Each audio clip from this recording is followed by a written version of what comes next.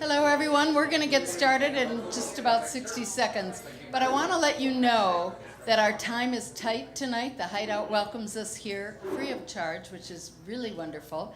And we're glad to be here, but they also then pay the bills with, rock and roll. So they have a show tonight, and we have a hard out at 8 o'clock. Our time is tight, so our microphones are tight also, and we won't be able to take questions from the audience as we usually do tonight, but our guests have agreed to stay for a little while, and they'll meet you out in the front bar, and we can continue the conversation there. So with that, we're going to get started.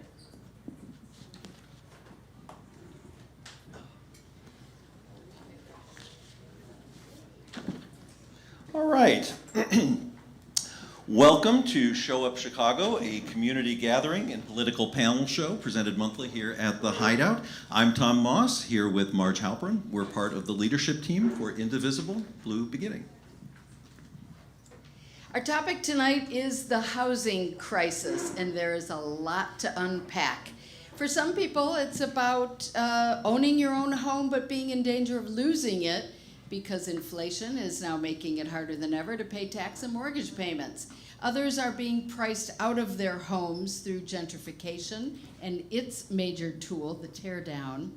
In the middle are folks who may even have the money for a down payment for their first home, but interest rates are too high, market supply too low, and then of course there are those who can't access the market at all for all of those reasons. Many of those folks are looking for moderately priced homes, now called the missing middle.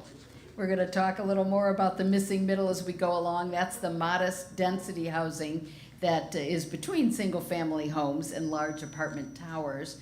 All of this compounded by the fact that there isn't enough housing supply at practically any level in any community to meet demand. Illinois lawmakers are now debating a package of bills aimed at helping ease the housing pressure in Illinois. It's called Build Illinois, and our guests are here to help us understand it and how it can help ease the statewide housing crisis. Eva-Dina Delgado is a Democratic member of the Illinois House since 2019, representing the 3rd District on Chicago's northwest side, including parts of Logan Square, Belmont-Cragin, Hermosa, and Dunning. An attorney and former government affairs executive, she focuses on issues including affordable housing, transit, energy, and economic equity. Currently serves as Assistant Majority Leader in the House. Richard Day is a Chicago public policy writer and urban affairs commentator who co-authors the Substack newsletter, A City That Works, with Connor Durkin. If you're not subscribed, you really should. His writing focuses on housing, transit, economic development, governance, and city finance, often advocating for reforms aimed at improving Chicago's effectiveness and affordability. Day previously worked in Mayor Lightfoot's administration, has also written for outlets including the Sun-Times and Crain's Chicago Business. Please join me in welcoming our guests.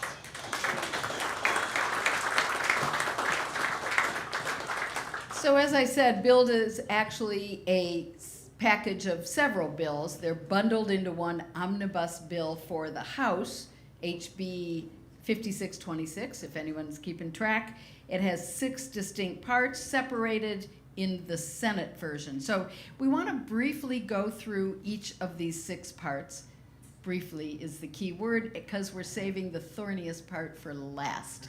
And we're going to have a lot to say about that. So first of all, we have SB 4061, the single stair reform.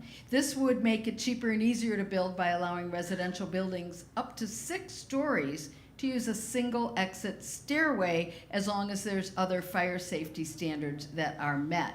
Now this is a long-time part of Chicago's fire safety code. We're kind of fire cautious in this city because of some very major horrible fires in the past. Are these protections, those extra considerations, really enough to justify changing the stair law and keeping our homes safe? Representative, you want to start? Sure. I like to say that sometimes government, we are reactive to things that happen, right? So Marge, when you mentioned this idea that the laws that we see are often somehow tied back to some horrible, terrible thing that happened. But as our buildings change, as technology changes, we can sometimes take a step back and say, does this still make sense? But again, for government, it's often difficult to do that, to step back and say, does this make sense? Because if you change something, then somebody might question, are you making things unsafe as the result of it? But I think in this case, when we're talking about a new construction, and there are a number of other regulations and requirements that that building has to meet, then sometimes that second set of stairs may not be necessary. But I think, again, it all depends on what those standards are. Right, Richard? Yeah, I think, we're talking about the Great Chicago Fire. We didn't have sprinklers in buildings. We didn't have self-closing doors in hallways for apartments. And so a lot of the technology has changed. The other thing is, the US is way behind most of the rest of the world on this one. So 6 stories is pretty common for a single stair in Europe, in large parts of Asia. And Chicago is actually way behind even the rest of the country. We have once you go above 2 floors, you gotta have a second stair. And that's not common even in most of the rest of the country. And then the other thing, and it's exactly right, of course, we see the problem that just happened. We need to have a solution for it. Often it's really important that we do something immediately to act. But it's hard to think through what we miss out on. So for example, Chicago's housing stock, the average age of a Chicago home is 70 years old. It was built in the 50s. Well, that means a lot of those buildings aren't particularly safe or well-maintained, or they're fire risks. And so if you're able to build more new stuff, that's much more fire resistant in a bunch of other ways. And we're losing out on that when we make it really expensive or we make it more difficult to build a new housing. And there are other regulations and restrictions to accommodate the single stair, right? I mean, sprinkler systems, smoke detectors, yeah. We should probably move on. Yep. Yeah, okay. So if you're marking your scorecards, we're talking now about SB 4062, impact fee modernization. This would standardize and modernize local government impact fees charged to new residential developments. And it sets up a timeline and a termination timeline, right? Can you maybe, Richard, fill us in on this one? So I'm not an I don't know as much about this as some of the things we're going to get to have some fireworks about in a minute. But imagine you're a local government and you don't want to see that tract of land be redeveloped, right? That corporate campus get turned into apartments or more homes. Maybe you can just change the zoning and change the rules to adjust for that. But also, what if you just say the developer's got to fork over tens of thousands of dollars a unit for every one of those homes, right? Like, you've got all sorts of extra levers that you can pull to say, oh man, this could be an issue for our schools. It's like, well, number of kids going to school is actually down a lot across the suburbs. But the part of this, or the goal, is to prevent a community that's trying to prevent housing from showing up in its neighborhood from pulling other sorts of levers besides zoning that would allow it to make it impossible for that development to occur. Well, Eva-Dina, Logan Square's demolition fees, for instance, are designed ostensibly to support the opposite of what you're talking about, Richard, to slow down gentrification. Those funds, as I understand it, you'll correct me if I'm wrong, go into a pot of pay for a pot to pay for nonprofits to support low-income housing. So would that go away with this new bill, if the bill were to pass? So based on my reading of the way that it's drafted now, they would be treated differently because this is more of the way that ordinance is drafted is it creates a demolition fee. Impact fees are defined a little bit differently in the statute, and so they would be treated differently. However, one of the things that I think makes it difficult for developers to come in and build more units is not having that predictability. Right? And so when there are fees that may be more flexible, like an impact fee, for example, it's hard for that developer then to know how much is it going to cost me to build each of these units, and then how can I make that math so that I can make sure that I'm making enough money to be able to do these things. So I think that you're right that those things might be somewhat similar, but in this legislation it's treated differently.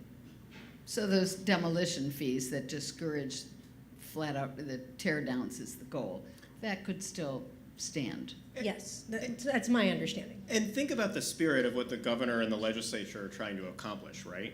Like, the goal is not to make it easier to knock down a bunch of two-flats and turn them into single-family homes. The goal is to make it easy to walk into a community like Glenview and say, hey, can we put some small apartments and townhomes in here, right? Near the train and near the highway? No? Why not? Right? So there's got to be a compromise on this one. Yeah, and that's one that seems to make sense Yeah. to help a community that is fighting and semi-losing the battle against gentrification so far in Logan Square. So we'll move on to SB 4063, which is the third-party review and inspection. This is the cut the red tape provision, right? So this would impose timelines for municipalities on their permit review and inspections. So telling them if they don't get it done in a certain amount of time, developers can get their own inspections and submit the result or something like that. So talk about how much of a problem this has been, the process. I'm going to guess, Richard, maybe this is another way they just stall development by not approving the permit. I'll say, not like a deep expert on this particular provision, but it has been a real problem in other states. California in particular, some of these municipalities have been told you have to allow more housing. Like, well, okay, let's see if you ever get a permit to hook up your water and sewage. It's like, that's a pretty effective way to scare someone off from ever trying to do that again. Imagine you spend millions of dollars building a building and then you can't hook it up to utilities, right? So that's part of the risk or the concern here. I'm somewhat an expert in this area because I recently did some renovations on my 100-year-old home in the city of Chicago in Logan Square. And the permitting process was difficult. That's probably an understatement. And that's because I know people over there that I can call. And again, I think this gets back to encouraging the construction of these new units, and particularly in communities where we know we need them, right? So Logan Square is a great example. I mean, that's my district, it's my neighborhood, it's where I live. And as much as the alders in that area have been fighting that fight, we're not seeing a whole lot of new units, certainly not new affordable units, right? And so if you could just make that permitting process a little bit easier, a little bit back to the predictability for developers, and if they could bring somebody in to do that, that might make that timeline go faster. When I was doing, so not to dwell on my own personal experience, but when we were doing this work, it was happening during the summer of the DNC, that you might recall. And when that was happening, I remember calling over to the buildings department and saying, what's going on? And they were like, well, you're not going to see a permit for at least the next 3 weeks because it's all hands on deck. And so in situations like that, where I don't blame them for having to be out there and make sure things are working and things that are being properly permitted related to that, but it caused about a 1.5 month delay on the work that I was doing at my home. Now, that's just my experience, but I have to imagine that this happens a whole lot. You know, the city of Chicago has lots of projects going on and not always the resources to be able to keep up with them. The other flavor for this, and this is going to be a theme I think we'll come back to, is if you are a big shot developer in the city who does huge projects and you're going to build at the top of the market and rent these, single 1-bedroom, units out for $5,000 a month or whatever, you can wait an extra 2 or 3 months if you have to. Like, if things are slow or things are difficult, you're going to make money at the end of the day. But imagine you're a small little developer who's just on your second rehab or building your second 2 or 3 flat in the neighborhood, and you don't have political connections at the building department. It costs you way more to borrow money, right? You're trying to hold on to the subcontractors and the electrical guy in order to get the work done, and then all of a sudden you have to float for 3 months? You're toast. And there's a whole industry about this, and why I'm not remembering the name of this job. But Expediters. Expediters. I could only think facilitators. I was close. Yeah. There's a whole industry of people who make a career out of getting your permits. And I had an experience similar to yours. When I renovated my home some years ago, my contractors refused to deal with the city of Chicago, and they took the job only if I would handle the permitting. So I walked from department to department and did it all myself. I did not hire an expediter. I was my own expediter. But the fact that there's an industry built around this, I hate to put those people out of work. Will it, do you think? Probably not. I hope so. Oh.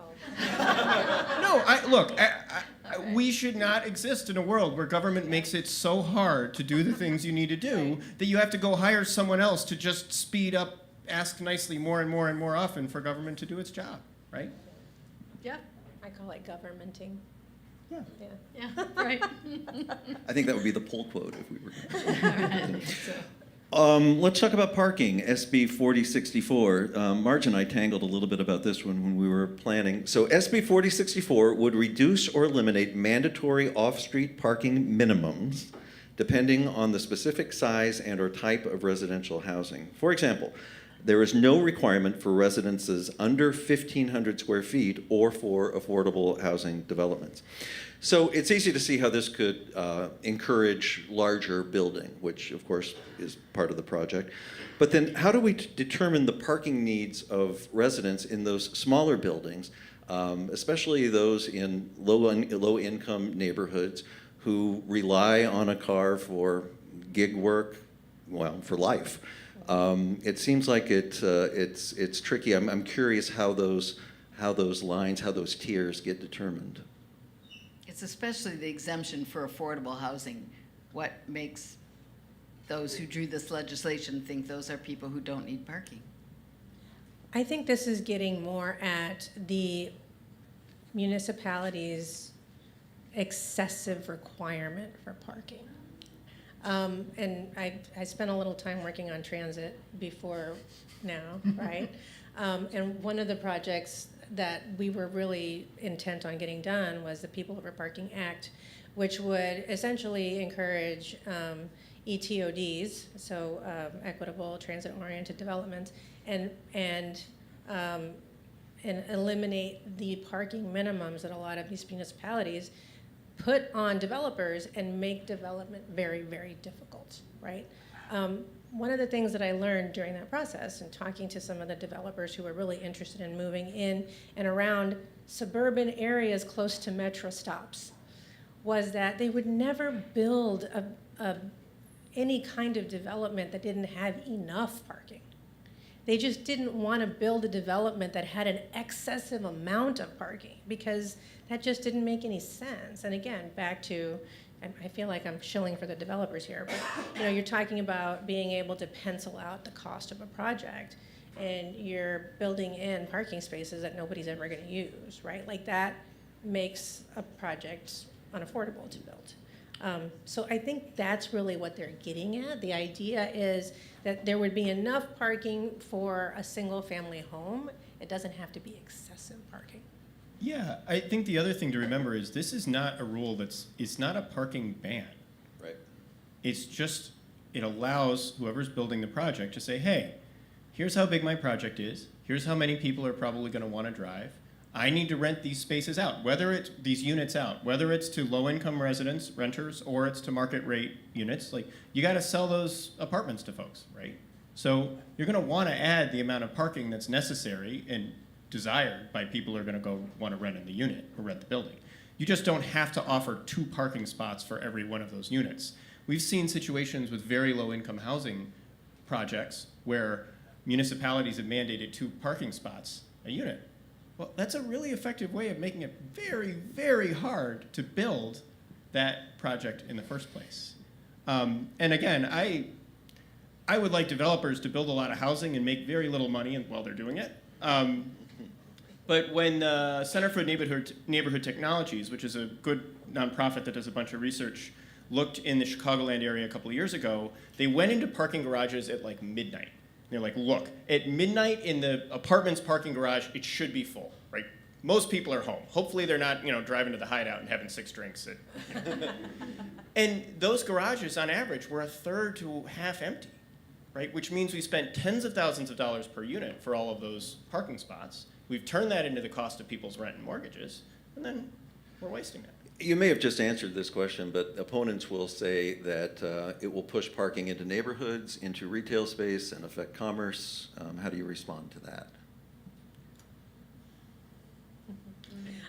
I would say that we haven't seen that actually bear out, right? And again, we can talk about urban versus suburban when we're talking about these kinds of projects, right? So if you're in the city of Chicago and you are within a quarter of a mile to 3/4 of a mile of a train station, a lot of folks, they decide to become one-car families or no-car families, depending, of course, on where they are, right? In the suburbs, I feel like there's a lot of fear-mongering going on around this. Like there is this fear that somehow those neighborhoods are going to completely transform. And in a lot of these areas, I think that the availability is there, right? And being able to park in your garage or right off the street in front of your home, that's very plausible and very doable.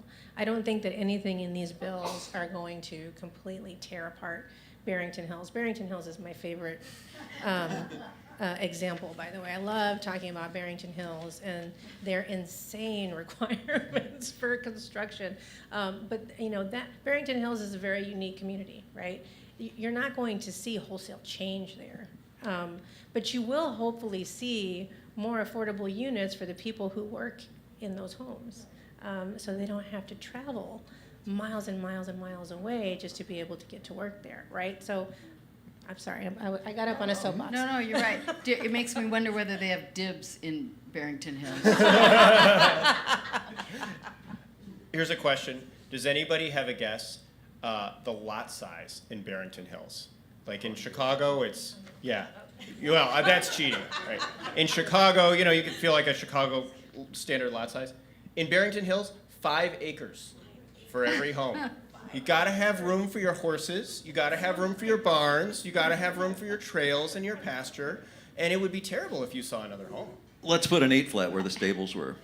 I do have one other Chicago-specific question, though, because we have this proliferation of zoned parking districts. So now I'm picturing affordable housing where parking is already limited. I guess they would have a zone pass in order to park in those districts, but will that make it even harder for visitors to park if there's fewer parking spots for new developments? I'm going to say something very unpopular. I really dislike those zoned parking in Chicago. That's popular. Or Apparently maybe not. it's popular. It's one of those things that really drives me crazy because, the street parking is for everybody. I don't know why we create these kind of weird requirements only for people who can afford to pay for the parking permits, right? Like that frustrates me. But I will say that, again, we're in Chicago, and I'm in Logan Square. A lot of the neighborhood area in Logan Square, we've got a lot of naturally occurring affordable housing, 2 flats, 3 flats, 4 flats, right? And in those neighborhoods, there's probably more cars than what you would see in some neighborhoods where you have more single-family homes. But we figure it out. It works. For however it works, right? And me personally, I love to encourage people to just get out of the car and just use the bus and the train. We're in a city where we have incredible transit access, and so if we could just encourage people to think about getting in the train or the bus first instead of the car. Wow, what an amazing change we would see here in terms of congestion. It would make everybody's lives so much better. Sorry, I got on the soapbox again. And the I'll stop. CTA kind of needs more traffic. Do we have to say you're a former CTA executive Yes. also? Yes, yeah. I spent a number of years working at the CTA, learned all of the tricks of the trade over there, and then again spent the past 4 years of my life trying to figure out how we get enough money to fund the CTA Metro and Pace, and luckily we were able to get that done last year. We'll see it June 1st. Can't wait.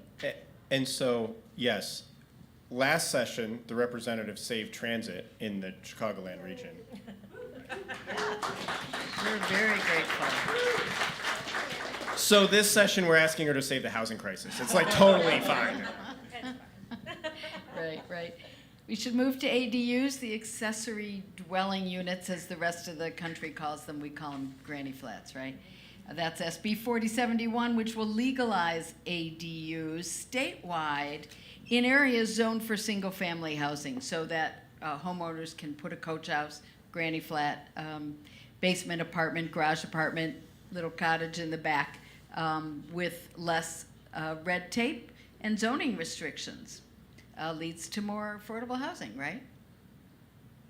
That's what we hope. Now again, I think there is some concern that depending on what neighborhoods you're making these units available in, they may not be as affordable as we would like them to be, right? And affordability is kind of in the eye of the beholder, depending on what neighborhoods you're in.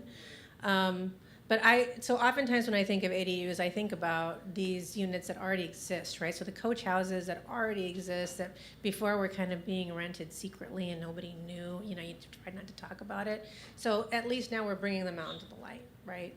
And then I think there's always an opportunity for us to take a look at legislation like this and say, how can we make it better?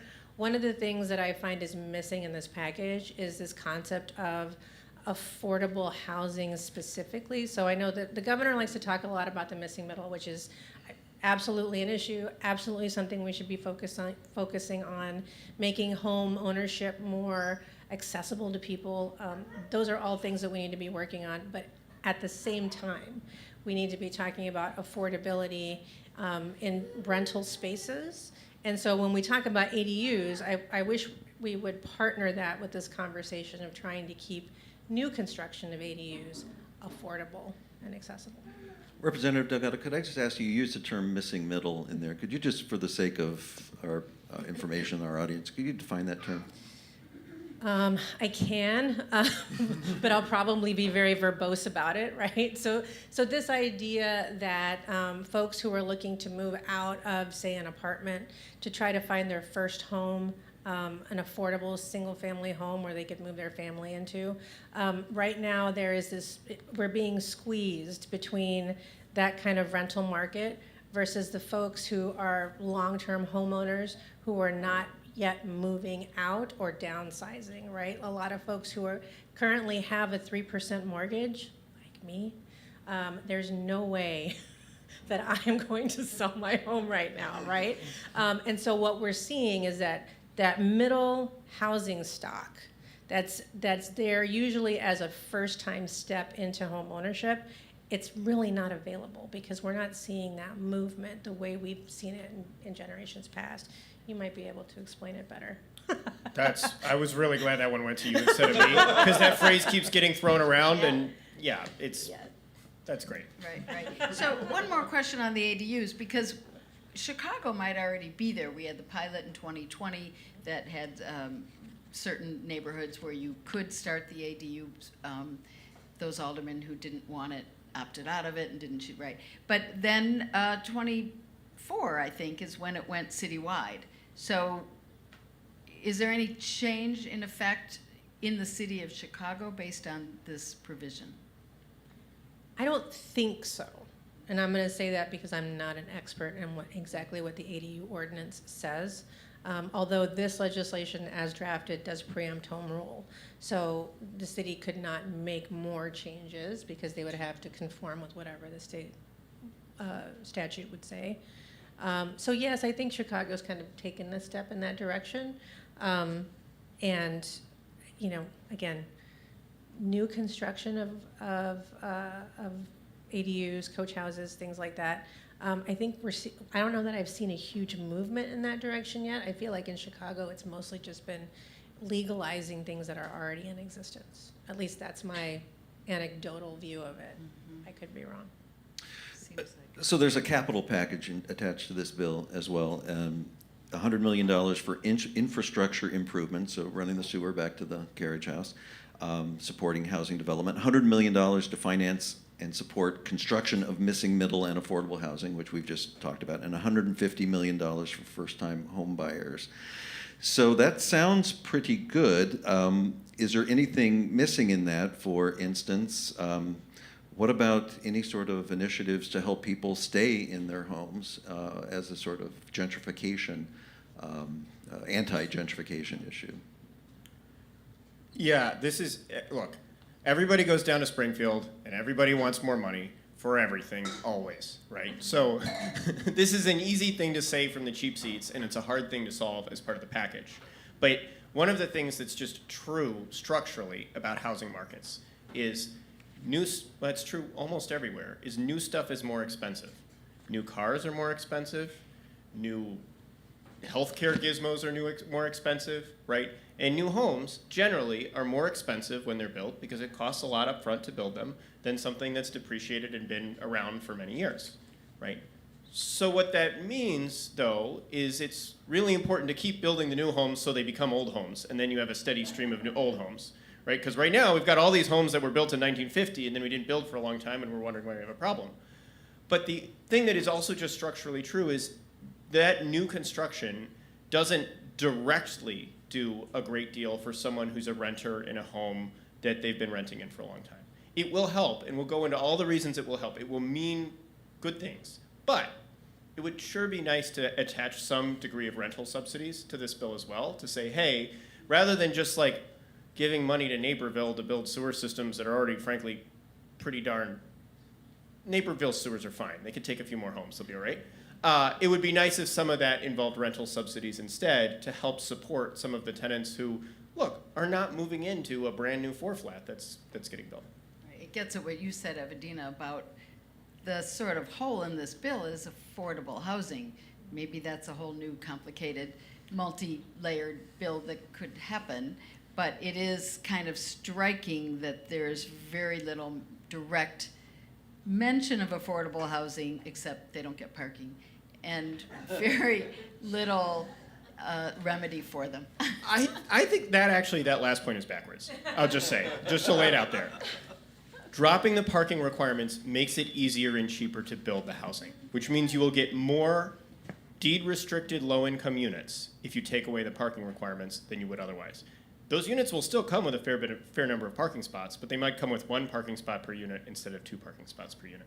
So in my mind, things like ADUs, 2, 3, and 4 flats, and dropping the parking requirements are all things that pretty directly result in the market generating more low-cost units or units that are likely to be low-cost over the long term. That is not the same as saying, cross your heart and hope to die, you have to keep this unit rented at X number of dollars and cents per month. But those are all structural ways the package tries to push the state into churning out more units for folks that are, kind of middle-income folks as opposed to folks at the top of the market. All right, I think we're going to move to the hot button topic. Thank you for getting us through that first list pretty fast, and that is the middle housing reform. SB 4060, if you're keeping track, allows automatic upzoning. That means that developers of any property statewide can build up to 8 units by right, depending on the square footage of the lot. There's a bit of variance there. But in order to do that, it's overriding all local zoning restrictions. So as you could imagine, many of the aforementioned suburbs and neighborhoods in the city of Chicago are up in arms about this. It's the most impactful, but also the most controversial part of the build package. So I think we can see some benefit here, but let's talk first about how the automatic upzoning does help ease the housing crisis in different kinds of communities. We haven't talked much about rural communities. It's a statewide. We have small town, rural areas, cities, suburbs. So Richard, give us an overview of the impact this is likely to have. So I think there's 2 ways to think about how this is important. One is it means we hope, will be more homes built across these communities. If there aren't any more homes built, pass it anyway. It's not going to make a difference. Nobody's going to complain about it. It's fine. But assuming that we're going to get more homes built, particularly in places where there's demand for more of those homes, places where rents are rising faster and faster. I think Chicago had the fastest rent growth of any major metropolitan area over the last 12 months, right? It's bad right now. And it's bad downstate too. And the issues in rural communities are different from the issues in Chicago specifically. But I know, for example, Rivian can't find housing for the workers for the lines that they're trying to expand within a 45-minute or 30-minute drive of the plant, right? So that's forcing people further and further out. It's making it harder and harder to fill those jobs. It's pretty hard to turn around and say we're going to support a manufacturing renaissance in Illinois just as long as nobody lives anywhere they didn't live before. Like, manufacturing plants require people, and they need to live somewhere, right? So by creating more units, you give renters or first-time home buyers more options. They can say, oh, you raised my rent? I'm going to walk down the street. Oh, you've got a crazy asking price for this new home? I'm going somewhere else. We wrote a piece with an actual expert. His name is Evan Mast. He's a professor, an economics professor at Notre Dame. And his research finds that every time you put 100 units in new high-cost areas, of Chicago specifically, he then tracked back all the moves. Who moved into those units? Who moved into the units they moved into? Who moved into the units they moved into? You track it back 6 moves, and every 100 units that you create in a city like Chicago frees up 60 units of housing in Chicago census tracts that are below the median income. Because somebody relatively well off moves into the fancy building, right? And someone who makes a little less money than them moves into the next building. And some kid right out of college moves into that unit there, but that means that there's another unit down the stretch, and that creates this cycle of opportunity, which means every 4 flat you create opens up a little more than 2 units of lower cost housing across the city. That's the most important thing. And I've rambled too long, so I'll be real quick on the second thing, which is that it's predictable. If you want to build a 4 flat after this passes, you don't have to kiss the ring. You don't have to beg the alderman for favors. You don't have to give him a bag of cash in a paper bag, right? Shoebox. And you can do it anywhere in the city. You don't just do it in Logan Square or Lakeview. You can do it in Jefferson Park, which historically has been very averse to letting any renters into the neighborhood or into 3 or 4 flats. And so it creates this predictability and this option for anybody to go anywhere, which is pretty scary to some people. And so those are 2 of the reasons why this is exciting. And there are 2 of the reasons why it's really controversial. The last thing I'd say quickly is, on a standard Chicago lot, it would permit 2 to 4 units. 4 units would be preferred. You're not going to see 8 units on a standard Chicago lot. If you merge 2 Chicago lots, you could probably build a 8-unit building. But I don't have the exact numbers, and I bet the state representative does, so I'll let her speak. How many could you put on 5 acres? Not enough. Well, and not to be glib, but I mean, there is concern, I suppose, among some that my beautiful street in Wilmette will suddenly have 8 flats built on it. That doesn't seem realistic to me, but is it realistic? Is that a realistic? I mean, it's a realistic concern, but is it likely to happen? Yes, sure. I mean, yes. I suppose that, if you go to the worst possible situation, you could find an explanation for, you could point to it and say, yes, this could happen on my beautiful Wilmette Street. But again, I think we have to talk about the market forces that are also at play in all of this. I don't think a developer is going to go and build something so completely out of character in a community where they know they won't be able to sell it, right? And again, when you're talking about building affordable units, which again, affordability is in the eye of the beholder, but if you're building affordable units, you may be looking for different kinds of amenities versus building a luxury unit where people have more access to things like multiple cars and things like that, right? So you're building affordable units, and you can build it close to a transit station, you can build it close to a grocery store where things are within walking distance. It's just a different kind of development. And, we got to give some developers some credit. They do spend some time researching and figuring out, is this the right place for us to do this? And then on top of that, how difficult and how expensive is it going to be to build here? And can I make my money back and maybe some profit? I know you don't want anybody to make any profit. But. No, it's amazing though, right? Like, we don't do this. We beat up on developers all the time, but then somehow at the community meeting, everybody's really worried that the developer's made a bad decision and is trying to save the developer from themselves. No one would be like, that Hyundai is really ugly, ban it. Don't let it into the United States. But people show up all the time and like, no one's gonna want that. We can't have that on our street. It's a little silly. I forget if it's Wilmette or Winnetka, because those 2 blend together a little bit in my brain.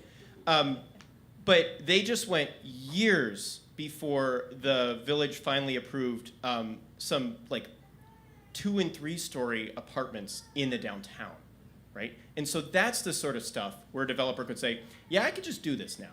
Like, I can build 2 and 3 flats or denser townhomes near the train station where people might want that with 2 or 3 bedrooms instead of 6 or 7 bedrooms. I'm not going to build that on Sheridan Road because I know how I'm going to get paid on Sheridan Road. I'm going to build some mansion, right? But downtown Wilmette or downtown Winnetka, where it might be easier to build some of that just slightly denser housing, that's probably what you would see in those suburbs. Well, I appreciate that developers aren't maybe the most popular profession in the room, but I was thinking about this with when you were talking about parking. I mean, they are in the business of making money, and they do have a research arm for most of those big businesses, and they undoubtedly have researched how many parking spots they can actually sell. They wouldn't want to build a building that they couldn't sell. And I think maybe the same is in play for, if I wouldn't want to live in an 8-flat on a street in Wilmette. There wouldn't be a market for it. First of all, you'd have to buy it, and it probably wouldn't be possible to do that anyway. So anyway, I don't know if there's not a question in there, but you're free to respond. I agree. This gets at the strange bedfellow question, because there are a lot of communities of varying types. It's easy to go after Barrington Hills, and entertaining maybe to do so in this room, but there are also city neighborhoods that have that same concern, and one is where you live in Logan Square, where they have a local ordinance that was passed a couple years ago that protects what's called the predominance of the block. And that's the phrase I think all these communities would get behind: Jefferson Park, Wilmette, Evanston, all the ones we're talking about. It's a guideline that says you have to follow what's already in the block. So in Logan, it means you can't build a single-family home in a lot of neighborhoods, a lot of blocks where they have 2 flats, 4 flats, and larger accommodating apartment buildings. The opposite is what Wilmette would like to do, is prevent you from building the 2, 4, and 8 flats and only build single-family homes. So on the one hand, it would seem that the Logan Square view is even more advanced than some of the provisions in the build law. Will they be penalized and told they can't control what they've been doing to stem gentrification to some point, while others are refusing to allow multi-unit buildings, which is actually the goal of the package? So how do you respond to the folks in Logan who have used this predominance of the block to protect a very diverse kind of housing and community? So Logan Square is an amazing community, and the reason is because the diversity, not only of the people who live there, but the housing stock that's in that area as well. So on the block that I live on, it is predominantly single-family homes. But if you go 3 or 4 blocks down, it's predominantly 6 flats, right? Just building after building after building. And then a few more blocks down, you've got predominantly 2 flats, right? So Logan Square is probably a bad example of that because there's so much diversity of housing stock in that location. But I will say this, one of the things that some of my neighbors are concerned about is not necessarily the density or the change that may be coming as a result of this, but the cost of those units and whether they're going to be affordable for the folks that currently live in those communities, or folks who want to stay there, right? Who maybe are getting priced out now. And I think again that brings us back to this point that I keep beating, which is affordability is something that I think is missing in this bill. And again, I think that the perspective that the governor and his team had they're very focused on the missing middle, which again, I understand and support. However, we can't just talk about that individual issue or those that are trying to solve just for that. When we're talking about affordability in communities, we have to continue to layer on all these other things, right? So I didn't get a chance to mention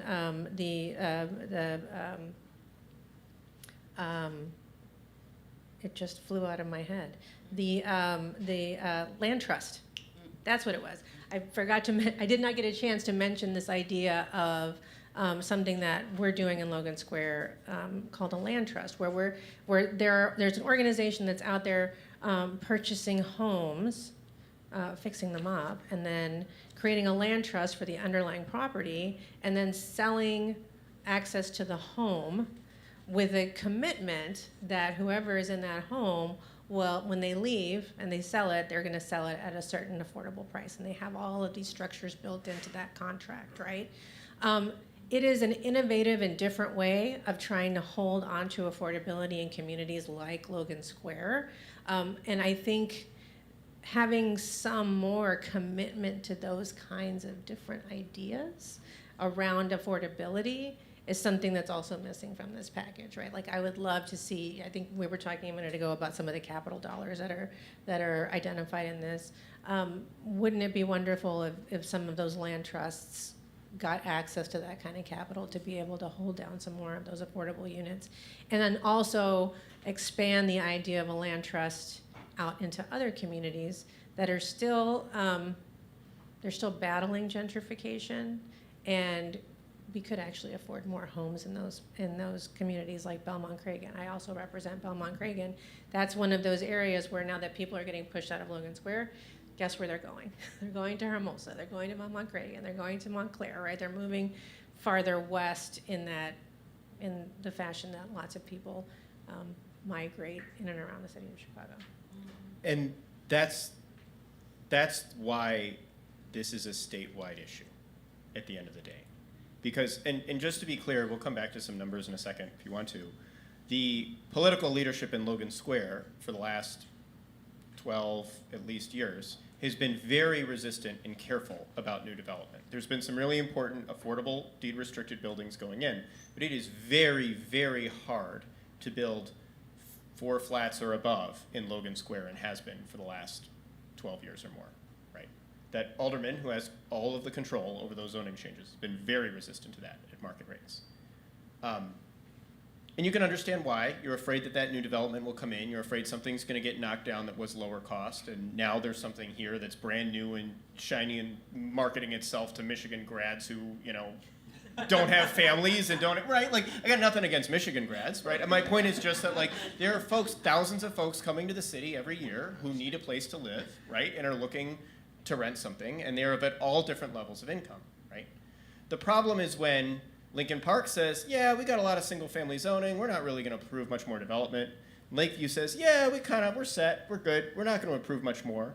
And then Bucktown says, no more for us, we like our single family homes, right? Pretty soon you have folks looking at Logan Square. When they can't afford Logan Square, then they're looking at Belmont-Cragin or Hermosa.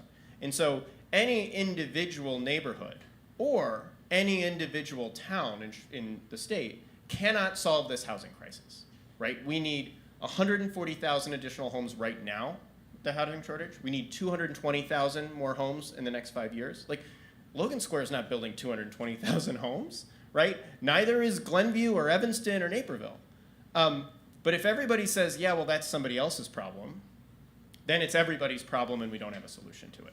And that's why you need to be able to say, I'm sorry, Alderman, I understand that it's as disruptive to add a couple of homes in your neighborhood of Lincoln Park, but we're gonna add them in Lincoln Park. And then we're gonna add a few more in Lakeview. And then we're gonna add a few more in Logan Square. And we're gonna add a few more in Naperville, and heaven forbid, Barrington Hills. And then all of a sudden, everybody takes a little more housing, and everybody has a more affordable state and a more livable place with more housing options. Well, and doesn't the tax base rise, and retail rise, and commerce rises, right? Fun fact about the city of Chicago, we have a pension crisis. And 80% of the pension debt that we are paying down every year is not for current employees who are working as firefighters and police officers and sanitation workers and all of the other things that we desperately need. 80% of it is for legacy obligations that we've accrued in the past. And we have to pay whether we have 2.5 million Chicagoans or 3.5 million Chicagoans or just like one Chicagoan has to pay all of that debt, right? So if the city's growing and if the state's growing, it's a heck of a lot easier to deal with that pension obligation without jacking up property taxes faster or cutting services that we need, right? And if the state is shrinking, every year more of that pension debt gets shoveled onto the shoulders of the folks that are still here. So we're saying that the affordability is not as present in the bill as we would like it to, and some have said that the word doesn't appear in the bill, and that's not exactly right either. But why isn't affordability, I mean, it's a national buzzword at the moment, abundance and affordability. So why isn't affordability more present in this bill? I wish I could tell you. I didn't draft it, but I think sometimes it comes back to trying to define it, right?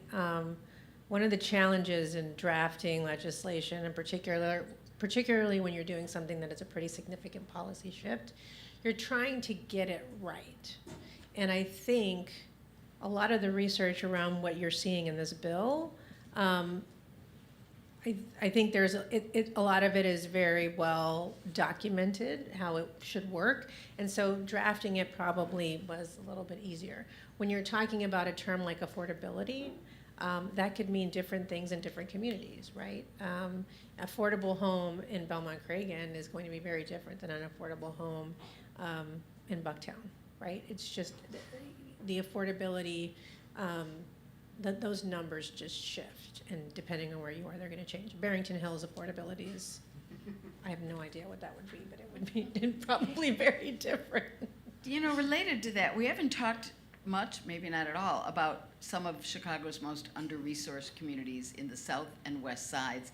And we did a lot of research to prepare for this, and we're looking around for what south side or west side aldermen are taking the lead in this issue, and we really couldn't find any comments, and maybe we just didn't look hard enough.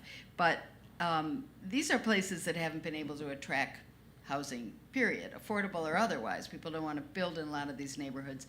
I'm thinking of a guy that I met a little while ago who his family owns his own home. They got it from their parents who had paid it off, but it's not a community they're comfortable with. They would like to move, but they can't afford to fix it up, and they can't afford to leave, and they can't afford to move anywhere else.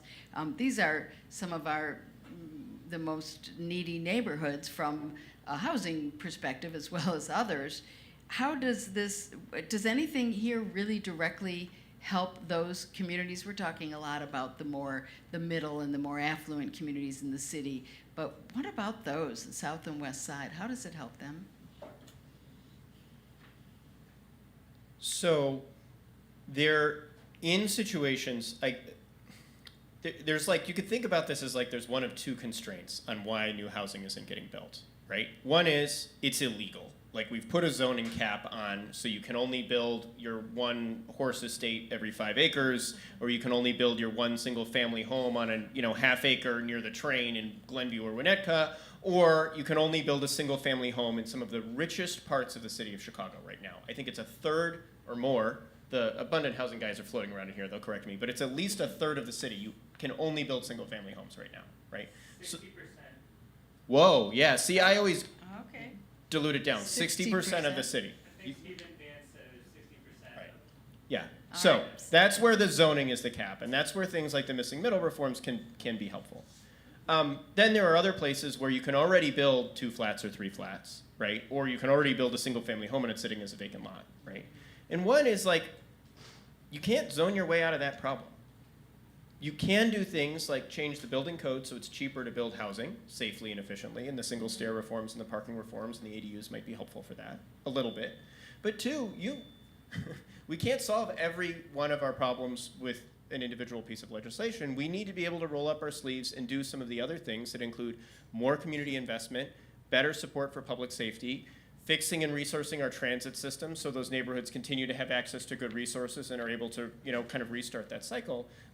Can't solve everything with this bill. This bill lays the groundwork for more of that to be possible over time. So could a similar bill be put together that addresses some of those things you're talking about, say PVC pipe instead of copper pipe, which is a city issue that no mayor is ever going to solve because of union pressure? But does the state step in and do some statewide building code issues? Is that another way to go after this? Because that, I think, is hurting a lot of those communities, and building is too expensive because of the building code, which, like the stair, I guess, based on some outdated times and places. I think that any piece of legislation that we draft, particularly when we're talking about a pretty significant policy shift, it's not a one and done, right? You start somewhere, and I can't say I'll deny it because there's a lot of people in this room.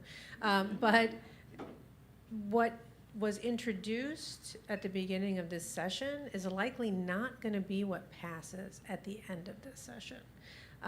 This was, I think, a really good framework for some pretty significant changes that we'd love to see, but this is not the end-all be-all. There's got to be more.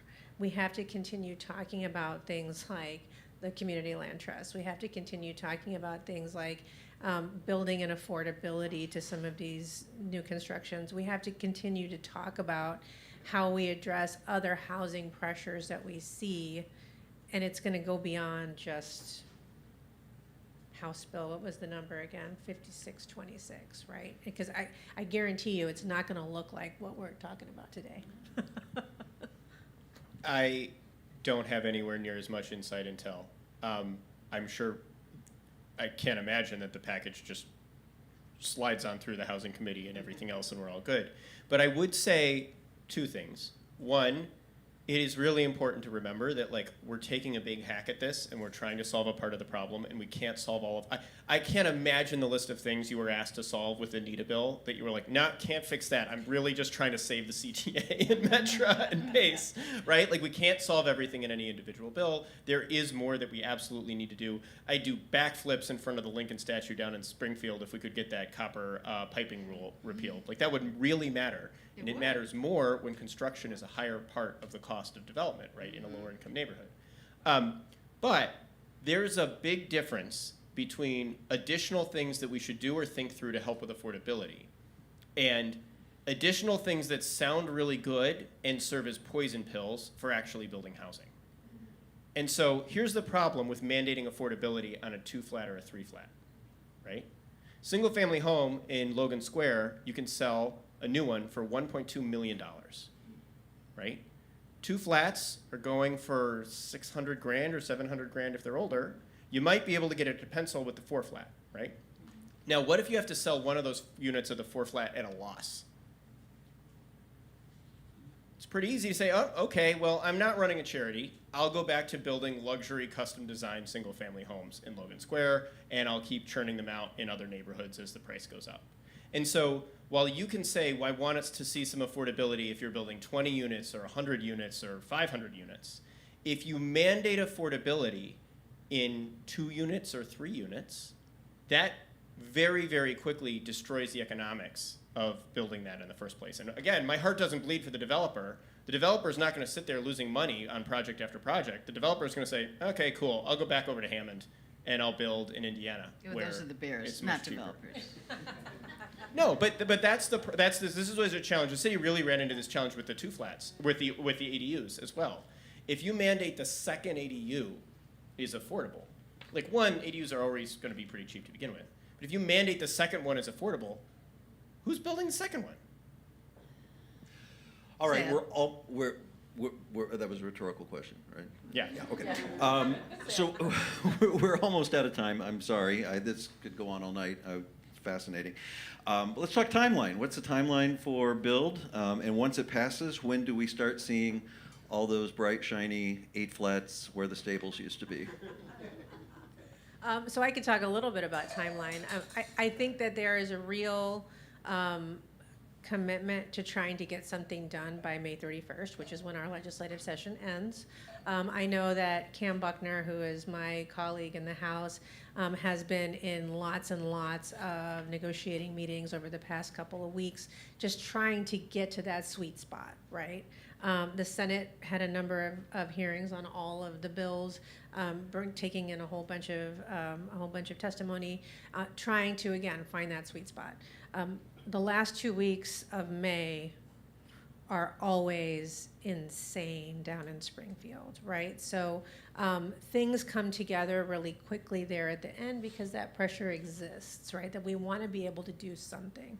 I think one of the challenges that this particular group of bills faces is that there is opposition on both ends of the spectrum to it, right? So the folks who want no regulations at all, and the folks who have already built regulations and don't want the state to mess with them because they're working right now, right? So that's why I say you're likely to see something a little bit different come out by May 31st, because it's going to be a negotiated option.